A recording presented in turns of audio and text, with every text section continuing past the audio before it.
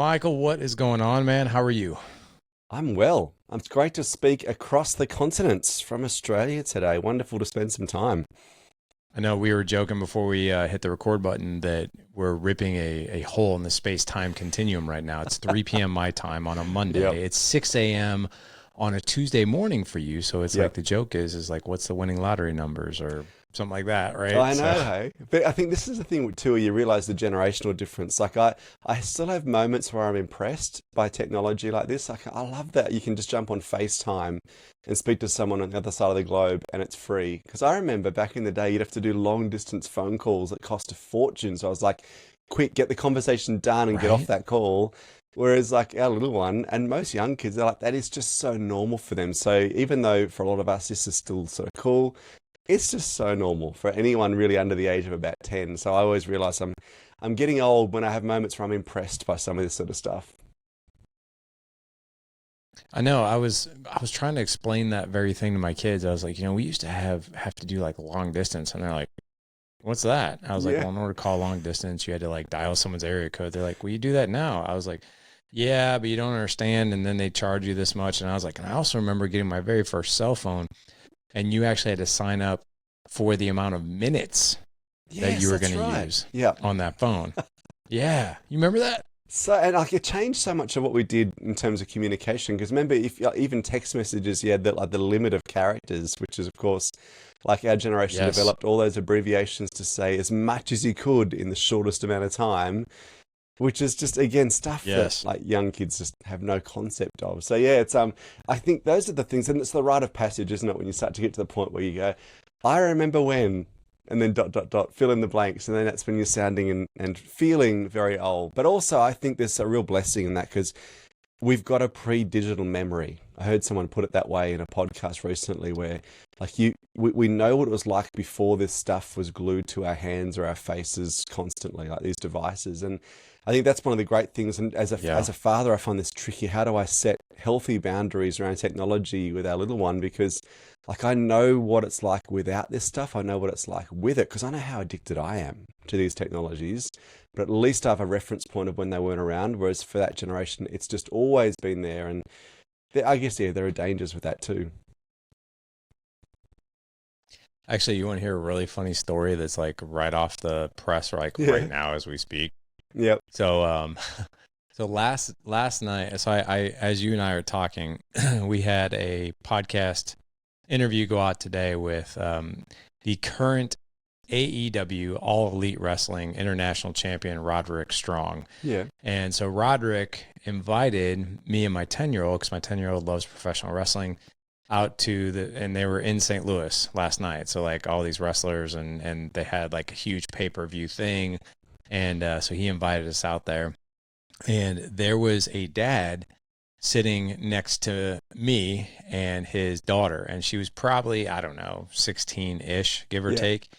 And I couldn't help but notice how much she was on her phone. And this Yeah. Wow. actually, it was a fascinating experiment because I kept like out of the corner of my eye, I could see it.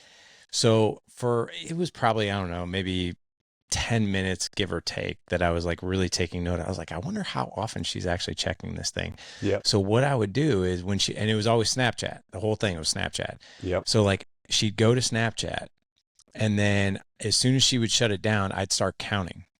And she would pop that thing back open as early as 4 seconds. The longest number I counted to was 58 seconds in a 10-minute span. Wow. That's how often she was opening it to see if she had messages.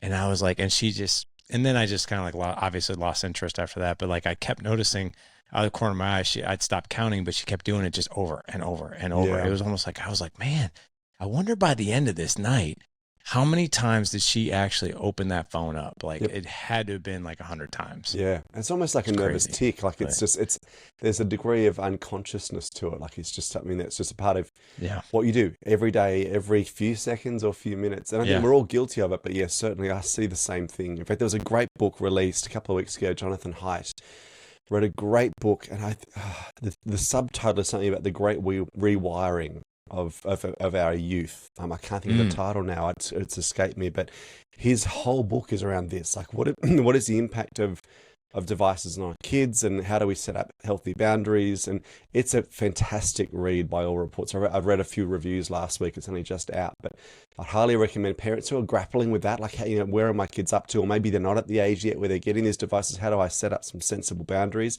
That book would probably be worth getting a hold of, I reckon.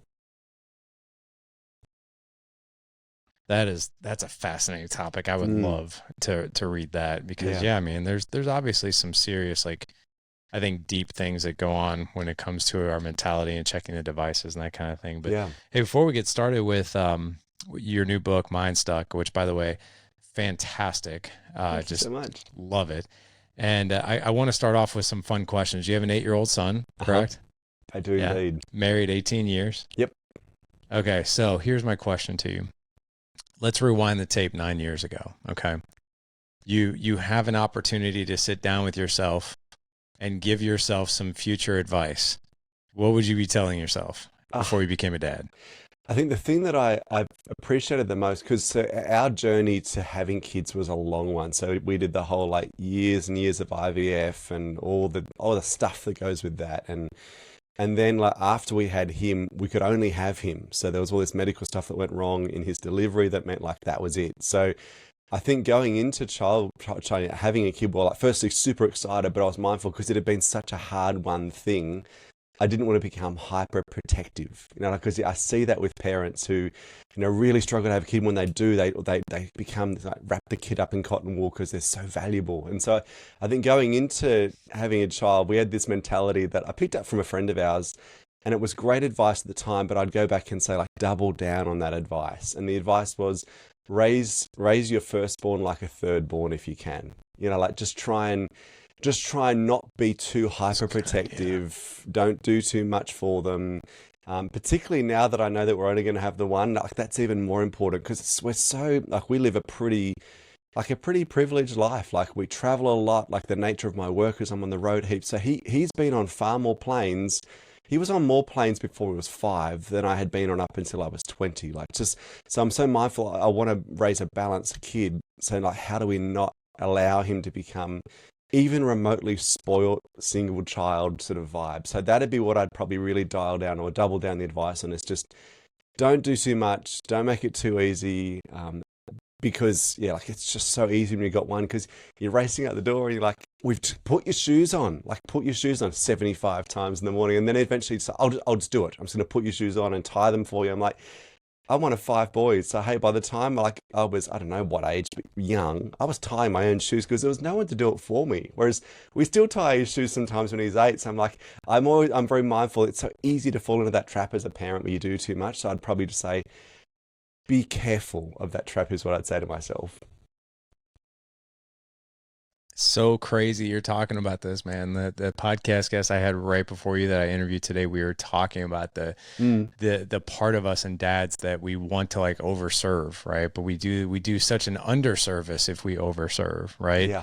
And I love that, man. I still can't believe that you were one of 5 boys. I mean, like, that, that is not a common thing. Where were you in the mix of all that? So I'm second oldest out of the 5. And the thing that amazes me, I don't know what your sense on this is, like what your experience with your 4 is, but, like, it amazes me. So I'm one of the 5 boys, and we are all so different, like, just temperament wise, interest wise, even looks wise to an extent. Like, it's just, like, you wouldn't pick it if you said, like, okay, there's a group of 30 people here, which are the 5 that are brothers? You wouldn't group us together. Like, it's amazing to me, out of 2 parents, 2 lots of genetic makeup, like, such, like, polar opposites in all the spectrum. So yeah, I'm second oldest, and yeah, we see each other a bit, but we're all sort of geographically spread these days too. Like, one lives in America, one lives in another city, another state here in Australia. So yeah, like, we don't see each other heaps, but when we do, it's good fun. Did you say when we don't see each other heaps? Yeah, heaps. That's such an Aussie thing to say. We don't say each other a lot, but heaps is what we as Aussies would say. Right. I love it, man. One of my good friends. I just had him on the podcast, Rory Fairbairns. He runs a platform called 1 Year No Beer. And instead of heaps, he always says loads. Everything is loads. So he lives in the UK, so everything is loads. Of course, so it's great. Yeah. Yeah, we have this weird language Very where it's cool. a bit of both. It's Before we get the US and the UK. Like we've got this smash up of both of you guys, like the US and the UK put together, then just add some of our own weird words in as yeah, well, just for fun. that it's Australia is one of my bucket list places to go to. I've Yep. never been there, but one of these days, man, I would just love to go. Yeah, So, cool. now, one more question before we get started with your book, and that is, you've been married 18 years. Let's go back 19 years. Mm. Same question. You have the opportunity to give yourself some advice. What are you telling yourself? Oh, that's a great question. It's much harder actually, that one, because 18 years, like so much of what I would give advice to, because once you're married, of course, like your development as a man, as a human, your maturing becomes enmeshed with your development as a husband. So I'm like, how much of what I would say about like, where I was 19 years ago is the fact that I was so young and immature, just as a human because of my age, but also just from a marriage perspective. I think the thing I would probably say to myself is don't feel rushed to make things feel settled. Like I look back and think, gosh, we had no idea what we were doing early days, and we were so young, so immature. And I do remember about 18 months into marriage just feeling like, oh gosh, I just feel like we've got so much to learn, and we did. But like by the 5-year mark, I'm like, okay, I feel like we're really starting to like mature as a couple. At 18 years, I'm like, gosh, I realized even at the 5-year mark how little we knew about each other and ourselves. So I think, yeah, just not to rush that or feel that you've got to have it all together straight away. I think that's probably the thing that I guess, you get married and you have this wonderful companionship and it all just works. And of course, there's lots to figure out and learn and grow in, and compromises you've got to make, and maturity, and points where you're like, I've actually got like part of maturity right now is me giving up something I want. And figuring out how to serve someone else. And that's painful, but that's actually just growing up anyway as a human, but particularly in a relationship. So I think that'd be what my encouragement is. Give it time. Like growth and maturity takes time. And I feel like I probably early on was like, oh, we should just already be there. But that's not the way it goes. I love that advice. That's so unexpected. I didn't expect for you to say that. In fact, Cool. I think when we first get married, we're always so keen to start the next thing in our lives, the next chapter, the next house, the next kid, the next car. Like it's like the next chapter. Yeah. But I love that approach of like, hey, slow down a little bit, Yeah. enjoy, right? Yep, 100%. Yeah, very good. All right, so this new book, man, Mindstuck. So first question I have for you is, what does it even mean to be Mindstuck? Yeah. Yeah, so the term itself, in a sense, it is like a new term. It's that idea of how when your thinking gets fixed or rigid to the point where you can't change your mind easily. And so much of that's wrapped up in stubbornness, this idea of getting to a point where you're like, I've decided about whatever it is, whatever sort of idea or ideology or political viewpoint, or even a way of doing your job, way of parenting. You start to do things in a certain way, and then your thinking or your worldview becomes ossified or rigid and stuck. And the problem is when that happens, we lose the ability to grow and to change. And so part of the book is sort of geared towards, the reader. So like you or I, how do you not fall into that trap of becoming mind stuck, stubborn, rigid, closed-minded? But the bigger thrust of the book is how do you try and get through to or persuade people when they are in that mode? Because I think that's the reality for most of us, whether it's you're dealing with your kids or your partner or your spouse or just people at work, or like you're in a local sports team and you're dealing with people who like dig their heels in and don't want to change and don't want to do things differently. How do you actually get through to people when that's the dynamic? And the challenging thing is, and I see this consistently, and I see it probably certainly here in Australia, but I see a little bit more so in the US than I do here in Australia. And that is, we've become super rigid about our political and our ideological worldview. Like people are so like, I'm this and you're that, and we've got nothing in common. And the degree of animosity and polarization that flows out of that means that we just don't have the ability, it seems, to listen anymore and learn and like meet in the middle, which is what in healthy democracies we've done for centuries. That's like the fundamental basis of a healthy democracy. And we've become far more rigid and stubborn in our thinking in the last few years. And there's lots of reasons for that. Social media plays into it. The algorithms behind whatever platform you want to talk about, they feed into that sense of polarization. But there's all sorts of reasons where I think even though humans are generally inherently stubborn, and the older you get, the more stubborn you can become, it's more prevalent. That sense of being more mind stuck is more common now than I think it's ever been. So when you talk about just people being stubborn Mm. and people reacting to different ideas and different perspectives, like what sort of reactions should we be on the lookout for? I think within ourselves, we've all got tells, those things that are the giveaways that you've become rigid. For me, one of the things I notice is that when someone shares an idea with me or a perspective that I just don't want to hear, because the reality is, and I think Oliver Wendell Holmes put it best when he said, it's a rare person who wants to hear what they don't want to hear, and we're all sort of vulnerable to that. I notice in myself, like the hairs on the back of my neck start to stand up. I start to get into this defensive mode. And it really is like a fight and flight reflex.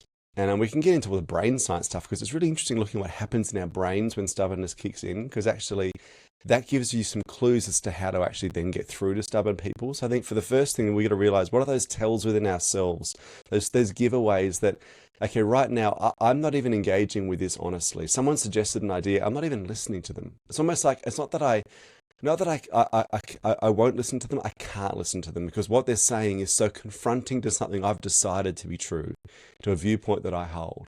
And so I think for ourselves, what are those things that are the giveaway for you where you realize, actually, I'm arguing now, but I haven't even really engaged with the other person's point of view. I'm just arguing for the sake of it. So I think for ourselves, look out for those sort of signs that you are mind stuck. In other people, it typically is that sense of people just, and sometimes it can be as open and honest as folded arms.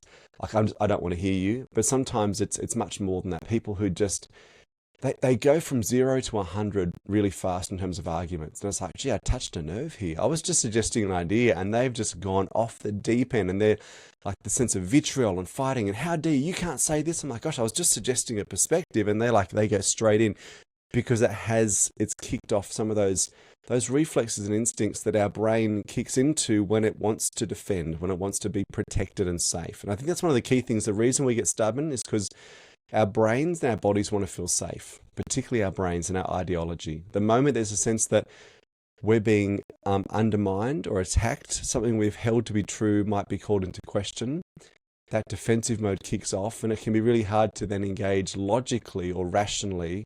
And yet the problem is when it comes to trying to persuade people, that's what we typically we go to. I'm going to give them logic, rational reasons, evidence, all the things that surely if I just pile in enough good thinking and good ideas and good evidence, they'll go, oh, sure, you know what? I've seen the light, you are correct. And yet that's not what happens. In fact, the opposite happens when you're dealing with someone who's very stubborn or mind stuck. The more evidence you give, the more stubborn they become, the more they dig their heels in. And so even just looking at those dynamics is really important. So if that's not the approach that's effective, basically giving, evidence, presenting your case, for a certain idea or whatever it is the discussion's about, what should we be doing then? Because I think that's human nature. It'd be like, well, if you don't believe me, then let me just add more and more proof to this. Yeah. I add more and more evidence, more and more proof. But you're saying that's not the way to go about this. Yeah, because this is the tricky thing. So if you look at, and we've been told this for probably 400 years now. So Francis Bacon was the first guy who really described that as a worldview, this idea that humans are essentially reasonable. And so back in the 1600s, he was one of the world's most important thinkers, and he was the father of the Enlightenment. He was actually the dude that coined that phrase, knowledge is power. So, people might have heard of Francis Bacon, but don't know a lot about him. But his basic big idea was that humans are reasonable or rational. So if someone can't seem to see reason, it's because there's a knowledge gap. And if you can fill that knowledge gap in, if you can give them better evidence, better ideas, then they'll have no option but to see the light, see reason, and change their mind.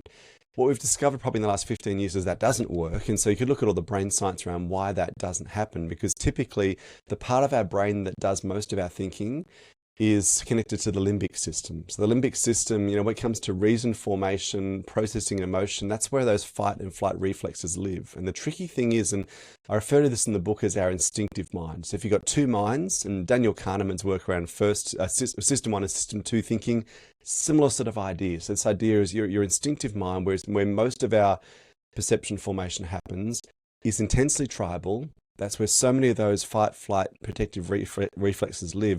It perceives psychological threats the same way it does physical ones. So, but here's what happens when we're exposed to an idea we don't want to hear, or evidence that challenges an assumption. We don't go into fight and flight. We go into denial or defensiveness. And so that's why, of course, the logic thing doesn't work. So what does work is, how do you make sure people feel safe? How do you make sure people feel they can change their mind without having to feel that they have to say they were an idiot because of the view they held previously? So much of this is wrapped up in ego. And so a good chunk of the book, I look at the research around how do you bring people on side with you before you try and get them on side with your perspective or your point of view. And so much of that's about building trust. Because once people feel safe that I can listen to you, I can take on board what you're suggesting, whether it's from a parent or from a spouse or a partner or someone in the workplace, and I can feel that I have agency or control over the process of me changing my mind because of what you're sharing, as opposed to I'm changing it because I feel bullied or coerced or shamed into changing my mind. That's when people's that limbic system starts to settle down. It's like, I feel safe enough to rethink, to reconsider. So much of the entryway to these conversations at work doesn't mean piling on logic and evidence. It's about creating safety and trust, making sure people feel that they can be in control or have agency. These are some of the key foundations you've got to have in place before someone's even willing to consider or change their view. How do you do that? Well, if you look at the science, the brain science behind building trust, it's actually quite simple and not easy to do, but quite simple to do. So one of the people who's done the best research in this over the years is a guy based in the States there called Dr. Paul Zak. So Paul Zak's a neuroeconomist, and his main work has looked at oxytocin. So oxytocin is our body's social bonding hormone. And even if you've never heard of it before, everyone knows what it feels like. Like, when you leave a conversation with someone, you're like, I just feel like we clicked. I don't know why. Like, I just feel like we just gelled. I really trusted that person. That happens so deeply, and it's such a deeply unconscious level. And it's driven by this oxytocin hormone, which is, in fact, it's the hormone released when mothers and babies, when breastfeeding is happening. That's how fundamental it is for building trust. It's one of those important trust cues. But then, of course, you have other conversations where you'll leave the conversation, you're like they said all the right things, but I just didn't feel like we clicked. I didn't feel like I could trust that person. I didn't vibe with them. I don't know why, but I just didn't. That's because there was no oxytocin release. So the question then is, how do you do this? How do you get people to a point where oxytocin gets released? Because once that oxytocin is released, the other person feels they can trust you. That's the bridge that persuasion can roll across. That's what's got to be there as a fundamental. So a couple of things that really work. Authenticity is critical. In fact, some really interesting studies done on when people tell stories and you do brain scans of the person listening to the story. If the person telling the story is telling a story that is true and authentic for them, oxytocin's released. There's actually, in fact, a mind meld that forms. They call it neural coupling. When you're hearing someone tell a story and it's deeply true for them, they're being vulnerable and authentic, that releases oxytocin in the other person. However, interestingly, we do this so unconsciously. If the other person's telling a story and it's not true, or it's just a script they've been given, it's not their own story, they can be saying all the right words again, but that oxytocin isn't released. So authenticity and vulnerability is important. The other interesting one too is self-deprecation. Just being really open with people and even presenting ideas in a way that doesn't necessarily put you in your best light. There's something about that expression of vulnerability that's really important. And so, in fact, they've done some studies of this in a legal context where they looked at a meta-analysis of all these legal cases. Where was the point where the jury began to favor one side's argument over another? And what they found consistently is when one solicitor or one lawyer brought to the table evidence that was just, it was just part of the equation. It was evidence you couldn't deny, and it actually worked against their own case, but they had to bring it to the table, bring it to the light first before the opposition had a chance to. Because there was something about that essentially disarmed the jury. Because if you're being honest, if you're telling me the stuff that actually you probably don't want me to hear, but you're saying, hey, just this is the reality, that instantly sets my mind at ease. I'm now willing to listen to what else you're saying because you've been upfront and honest with me. So even just, not always presenting the polished, one-sided view that makes your case. We often have that sense that if I'm going to win an argument, I'm going to go with my best arguments first. I'm going to go with my best points and land all of them and not even acknowledge that maybe there's some things I don't quite have all the details on. Actually, the opposite is true. If you go in with that sense of self-deprecation and self-disclosure, that sense of vulnerability, that's what releases oxytocin. So these are some of the simple things. One of the most fundamental things you can do if you've got a tense conversation and you want to build that trust they've actually looked at the role that synchronicity plays. So if you match someone's body language, for instance, that can work. My challenge with this, and you've probably heard that over the years, like if you want to build trust with someone, if they cross their legs, you cross your legs. If they touch their ear, you touch your ear. And I'm like, to me, it's a little bit contrived, a bit manipulative. And so a better way to do this, in fact, I was caught up with Paul Zach a few months ago there when I was there in the States. And I said, how do you build synchronicity? That sort of synchronicity where you get in sync with someone to release oxytocin with a way that's not awkwardly contrived, like the whole body language mirroring. And I loved what he said. He just said, go for a walk. If you go for a walk with someone, so if you've got like a tense conversation with like your son or your daughter, for instance, you're like, we could easily, this becomes like a shouting match. Don't sit opposite the dinner table, go for a walk. Because what happens when you go for a walk with someone side by side, typically you start to match their cadence, you get in step, you synchronize. When that happens, again, you look at what happens in our brains. We get in sync. Our brains actually have that mind meld. Oxytocin is released. There's greater trust and a greater willingness then to listen. So hopefully that's helpful. Just some tools around how do you build that trust? Because when I was the battle's half won or half lost, depending on whether you've built trust or not. I love that, man.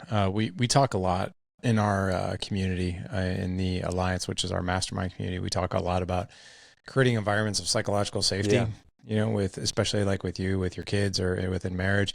One of the situations that we talk about all the time is have a conversation on a walk. Because if you're nose to nose, toes to toes, that body language could come across as we're against each other. We're in conflict, right? We're not on the same team.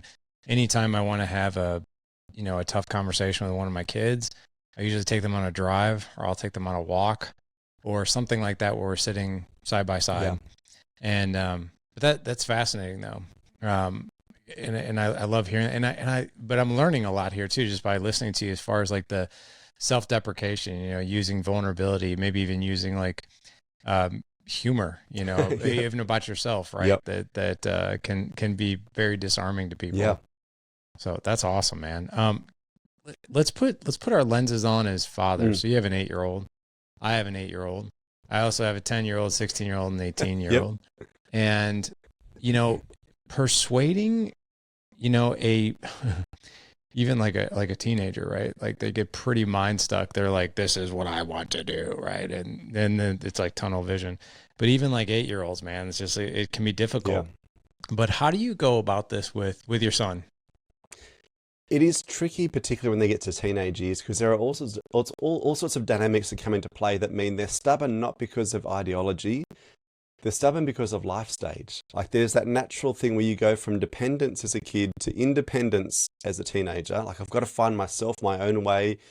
Just because dad said it, I'm going to do the opposite because I need to define myself as separate from dad. And so that's just a reality that we've got to contend with. So in that valley, those valley years where the relationship just becomes different. Like it's still, you've got to still be trustworthy and solid and reliable and a source of wisdom, but realize your kids are often looking for their cues as to what to do and how to think. They're looking to their peers more for those years. And we all did. Like that's just a natural part of teenage years. Then at the other end of that, if the relationship's still strong, you go from, you've gone dependence to independence to interdependence in your 20s. That's the goal, is they get to interdependence. I am my own person, but I still have a reliance on my parents in a healthy way. So that's the end goal. So then in the teenage years, persuasion becomes a bit of a different story. But if we look at like an 8-year-old right now, one of the things I find most helpful is to call out what I know to be true of him. So to say things like, for instance, if he's being like an idiot, like there are times where he acts up, or he's not a rude or defiant kid. That's just not our kid, which is great. He's got lots of other things that are challenging, but it's not a particularly defiant kid. But when he gets to a point where he's doing things like just not being friendly, not making eye contact, you know, not greeting people. We walk into a room and he doesn't even like greet the people. I'm like, dude, you've got to, I'll talk about, you are actually a really friendly, kind, fun kid. Like I know that, but other people won't know that if you don't show them. Like I said, the thing that you can control right now is your reputation. And that just takes time to build. And there are times where I'll say, you know, you're getting a reputation of not being a super friendly kid, and that's not who you are. I know that's not true. And what I notice is that when I start off with saying what he is, and I call that out and I affirm that, it's amazing how his behavior starts to follow to match it. Wow. Like, and I find, how can we speak aspirationally about our kids? So what are things you know to be true of them? Now, you can't make that stuff up. Like, if he wasn't a kid that was friendly and fun and all the rest, like, which is what he is at home, for me to say that would seem insincere, because I'd be like almost just willing it into existence. So, like, okay, what are the things I can pick that are admirable traits, that I really, things I love about my kid? Speak that and say, this is who you are. I know that to be true. And it's amazing, even starting with that as an aspiration causes them to want to live up to it. So I think that's one of the things that I found most helpful in trying to guide his actions, his behavior over the last few years. That may well change in the next stage of life once he gets to early teens. That technique may not work, but I have found that really effective in sort of the age 5 through to 8 stage, certainly. I even see that with my teenagers. It's fascinating that we're talking about this, because I didn't even put like those two things together. And I've got two examples of, I had a tough conversation with my 18-year-old about some things that I was seeing, and I didn't even know what I didn't know. I didn't know what I was doing, yeah. But like, I started the conversation with like, hey, I know you, and I know your heart, and I know that you are a generous person. You're this, you're this, you're that. I can't remember exactly what I said, but I poured these words into him, and we had probably one of the best conversations we've ever had. But wow. I literally, like, it's interesting you say that, because as I was saying those things, I could just see in his body language and his face, like, that connection, and he began to disarm, and that guard came down, and I didn't know that was the reason why I was doing it. But in a second example, which is really interesting.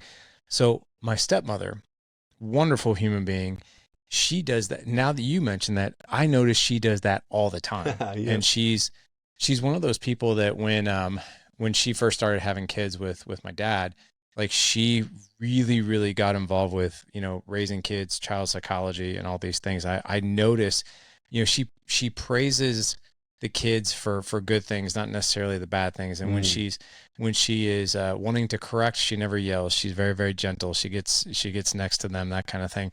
But one thing that she even did with me, like when I was trying to decide, am I going to leave my career in medical device sales, because I was doing that almost 4 years ago, and do this full time. Yep. And I remember talking to her about that, and she immediately was like, she's like, Larry, you're a smart guy. Like, take the chance. You will figure it out. If anybody's going to figure it out, you will. You've got all this stuff, like, and she just is like, she wasn't like, I expected she was going to tell me all the bad things that I was going to experience, or the bad things that could go wrong. And instead she did the opposite. Wow. And I was like, man, I walked away from that conversation just feeling like on top of the world, but now I know why, by talking to you. And because, I mean, at a fundamental, I love that. And they're beautiful stories, because they're real. Like, this is not just theory. Like, there's a reason it works, because it speaks to the human spirit. This idea of, like, you think about the word encouragement. Like, the very word encouragement is to give courage. Like, it's to give someone courage to, I mean, in your case, to take a bold step and try something new. Like, that encouragement actually gave you courage that otherwise you may not have had. Like, just imagine if she or other key voices in your life had said, you know what, you may not want to, like, it's pretty risky, and I know you're very clever, but you're really clever enough to make it. Like, that's disco. Like, it takes your courage away, whereas encouraging is helpful. But, it's amazing. It doesn't take much to give people that sense that they feel comfortable or confident to change. And that's what encouragement does. It makes us have the courage to do things or think things differently. So I think starting with aspiration is a really good point. What do you see in your kid that maybe they don't see in themselves? The other thing that's really helpful is just questions, just asking questions that allow your kid to hear themselves answer the question. And that's really half the key. Is it's not about the answer. It's not about you getting the answer, because it's not like you're searching for information. Sometimes you ask a question, you're like, the benefit of this question is not for me as the one asking it. The benefit is just for you to have the process of thinking it through, or to answer it for yourself. Like, let's say your kid's involved in something like a destructive behavior. Or you can just see they're on a path that, like, is just not going to play out well. And you can give more the logical reasons, and you can even tell your own stories. When I was your age, I did this, this, and this, and I regret it so much. I don't want to see you do the same thing. And sometimes narrative works. So sometimes telling your stories is helpful. But I would say you've got to tell your story before the lesson's required. So tell your story about dumb decisions you've made you hope your kids don't, repeat in their own life. Tell them that a year or two before they get to the stage of life. Because if you wait till they're in the situation, then you tell your story, it feels manipulative. You're essentially, you're overlaying your story with theirs or your experience with theirs. And their first response, defensiveness, stubbornness, it's different, Dad. You wouldn't understand, because that's as humans, that's what we get defensive, and the kids do that especially. But stories work, but only if they're uncoupled from the experience you're trying to apply the lesson to. So, share your stories, but not in that moment. What does work better is a question. So, for instance, let's say there's a destructive pattern. The question you might want to ask is, I'm just curious, how do you hope this is all going to end up? Not how do you think this will all end up? Because if you ask how do you think this is all going to go, like essentially, or not end up, play out might be a better phrase. If you say how do you think this is going to play out for you, that asks you to justify yourself. Now it's defensive mode. That's what kicks off the stubborn thing. How do you hope this plays out becomes a subtly different question, because it's getting them to think like, let's just think 3 years on, if I keep doing this, we get hanging with this group of friends, doing this stuff on a Friday night, how do I hope this is going to play out? And truthfully, often your kid's like, I don't know, I hadn't even thought about it. It's just I'm having fun. But if you just let that question sit with them, that's far more likely to prompt that reflection of going, I don't know, actually, I don't really know if it's going to go well at all. In fact, I look at these friends and there are even questions like, how do you feel when you're around this group of people? Like, truly, I'm just curious, like, how does that make you feel? Because often, if your kid's hanging out with friends that are not going to be a great influence, they know it. They know that deep down there are lots of moments they're like, I don't feel safe with these people. I feel a bit yucky. I feel that sense of, they won't use the word discordant, but like that idea of this is not who I am, but I'm involved in stuff I don't like, but because my friends are doing it. Just bear in mind that even just asking those questions gives your kid permission to think out loud, or maybe even just themselves. That can be the key moment where persuasion happens. Man, I love this. Just the slightest, tiniest tweaks on one word and how that can land. It is just fascinating to me from the human psychology. It is. And even the way you ask questions, by the way, one of the things I've found helpful over the years is be very wary when you start a question with your kids that starts with the word why. Because why tends to become like a battle question. So like if you say, like, why did you do that? Or why are you doing this? Like, again, I've got to defend myself. So you've essentially set up a volley of tennis. You've said this, they'll say this. You go back and forth. You're now against each other. Whereas if that question becomes, hey, what made you do that? Suddenly the question makes you, it's starting with what or how instead of why. It starts to shift the tone. It's not about a test. It's not backing into a corner where you've got to, like, tell me what I want to hear or justify yourself. It's not just about an opportunity to think out loud. The thing, of course, is when you ask these questions of your kids, you've got to be genuinely open and curious. It can't be a setup because, you've got a point you want to land. Because you've got to be mindful. They may give you an answer like, that's actually a perspective that I hadn't thought of before. And I think that's one of the key principles when it comes to persuading our kids is, are we open-minded ourselves? Because our kids are living in a world that we didn't know. Interesting. And there may be things that you ask them a question in an effort to persuade them. And if you want to put, scoring points is not a great metaphor to use, but if we just use it for a minute, like you're hoping to score a point with them, get them to think differently, do something differently, change their ways, allow them to sometimes score a point with you. For you to go, you know what? I had not thought of that. That's cool. That's really, that's a good perspective. Firstly, it makes your kids feel really great. Like if they feel like I've said something and my dad acknowledged that he'd never thought of that before. That's like every kid feels like, cool. And that also makes them more open then to consider what you're saying. Like we can't go in with this fully formed, this is the way the world is, and I'm going to tell you the way it is, kid. And you're going to learn from me and my wisdom. I'm going to correct your ways if you're making bad choices or what. We've got to go in with that sense of openness. Like, hey, this is my view. I'm concerned about X, Y, and Z, but I'm just curious. I want to understand what's going on for you. And it's amazing. That's going to be a far more fruitful conversation. And if you learn, if you were wrong, if you overstepped the mark and you misunderstood or misread the situation, apologize, acknowledge it, change, learn, grow, shift your own thinking because of what your kids say. And it's tricky because you sort of want to feel like as the parent, you're the one that's like a few steps ahead of your kids. You know the things they don't know yet. But hey, there's stuff that they know that we don't because they're in a different world. Like I learned something last week. A little one showed me how to use a certain app on my phone. And I've had this app for years, but it had this function. I can't remember what it was now, but he said, if you just double click it, it does this. I'm like, oh no, it doesn't do that. He said, yeah, try it. And I did. I'm like, it does. You're right. I've used this app for years. I had no idea. But in school, they use that app as one of their classroom things. And like watching the delight in him teaching his dad something, like that's powerful. So I think those are just our posture as parents and as dads makes a big difference. Are we open? Are we willing to apologize? Are we willing to say, hey, I didn't think of that. I've learned something. Thank you. That's the stuff that also leads our kids to do the same thing. Be open, acknowledge they might have been wrong, apologize, all the things we're hoping they might do. I love that, man. We always say, and by the way, I love the what you talk about with the 3-letter word why, right? We always say, replace the 3-letter word with 3 words. So instead of why, tell me more. Yeah. Like, so anytime my kids are talking and I want more information, like I personally will avoid why, and I'll say, oh, tell me more about that, you know, or something along those lines to just invite for more information. And I love that though, man. I do have one more question for you, and I think we're already starting to go down the road that I want to go down, which is how do we know that we're not verging on manipulation and coercion? But I have a caveat to that question. So let me share with you what I'm talking about. So let's just say, and I'm sure no parent listening to this podcast has kids that do things wrong, or in a season where they're acting out, or maybe they're doing things that they shouldn't be doing, and you know better, right? So, you know, in those times where it's like, okay, like I can be curious and I can be appreciative and I can go in with questions and really understand where my kid is at.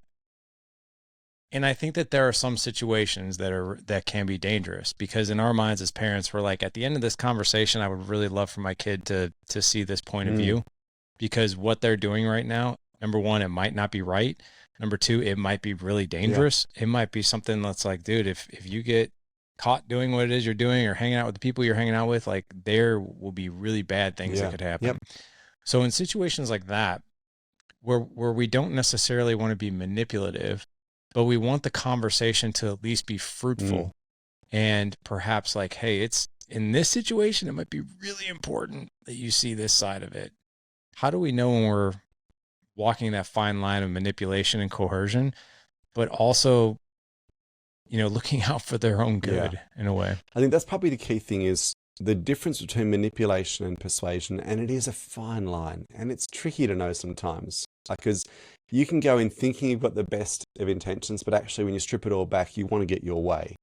And so if you want to get your way at the expense of the other person, that's when it becomes manipulation, because you want to get something that benefits you more than it benefits them. And so I think that's probably the key thing, is you got to check your heart, check your attitude. You're going in just to get your way, regardless of how the other person feels in the process, because that's when it becomes coercion or manipulation as opposed to healthy persuasion.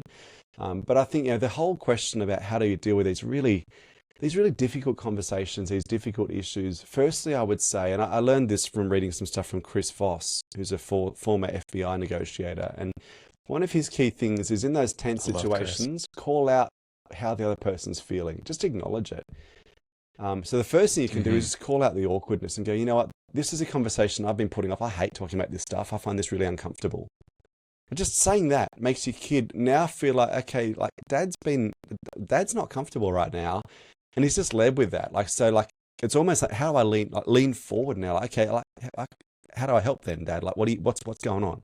Like, it's even just going like, you know, this is something I don't want to have to talk about this. I feel really uncomfortable. Just, it disarms the other person. It goes to what we talked about before in oxytocin. It's that sense of vulnerability that's really helpful in building trust. But also Chris Voss would say, call out how the other person's feeling as well. Now, you probably think I'm a jerk right now for saying this. Like, and I get it. Like, just call out. If you probably think I'm being really unreasonable, and I probably, if I was in your shoes, I'd probably feel the same way if my dad said this to me. If you name the emotion they're probably feeling, funnily enough, and it's counterintuitive, rather than amplifying that emotion, it negates it. Because they're like, okay, my dad gets it. He knows that I think he's being an idiot right now, and I think he's being unreasonable, and I think he's being a jerk or whatever. If you just call it out, it's something about just bringing that stuff into the light, it loses its power. Some of those really strong emotions that cause stubbornness. So the more vulnerable and open and self-deprecating you can be, particularly when they're awkward situations, awkward conversations, the better. And even just call out the fact that, hey, this is your choice. I can't make you do anything here. And I wouldn't even want to pretend to control you, because if I control you, if I tell you what to do and you do it because I said to do it, you've not learned anything in the process. So like just even prefacing it with that, like, I can't control you here, and nor do I want to, but I'm concerned and here's why. Like even just being super upfront, the more candid and open you can be, the better, rather than trying to be circumspect or going with a real preachy sort of vibe, like all the logic and the evidence. Just going with this sort of conversational, self-deprecating tone is the far better way to approach these very tense and truly high stakes sort of issues. And it won't work every time, but it's far more likely to work than going in with, again, your well-worded sermon for your kid. And they, of course, will play their part of then pushing back or ignoring or acknowledging it and agreeing with you. Then as soon as you turn your back, going back to doing what they were doing anyway. Man, this has been awesome. Cool. Like I'm wondering, where you were 10 years ago when I started this podcast, and I really, really needed some amazing tips on how to conversate with people. This is really, really good stuff, Michael. You've done great work here, man. Thank you. That means a lot. I appreciate that. Yeah, you bet, man. Gentlemen, we're talking to Michael McQueen today. He is the best-selling author of Mindstuck, Mastering the Art of Changing Stubborn Minds. This has been awesome. I want to make sure that the men can find you, and I know that this is one of 10 books that you have out there. Where can men connect with you? Check out your other books, resources. What is the best way? So best place for me online would be, so my website's michaelmcqueen.net. And we do have another site specifically for the new book with a whole lot of resources on there. So that's mindstuck.net. So either of those two websites. And socials wise, I'm on all the platforms, but I tend to do most interaction and share most content on LinkedIn. That tends to be where I hang out the most. So if you look for me on LinkedIn, you'll find my stuff there. Gotcha. Well, gentlemen, you won't have to look far. We'll have all the links in the show notes for you. All you have to do is go to thedadedge.com/477 for this show. Again, thedadedge.com/477. Michael, this was awesome. Thank you so much for coming on today. This was absolutely game-changing. I know the guys in the audience have taken some incredible wisdom from you. We're going to have better conversations in a safe environment, maybe throw in some self-deprecation there as well to better have better conversations with our kids and our wives. That's great. Well, thank you for having me. It's been a joy. Appreciate it.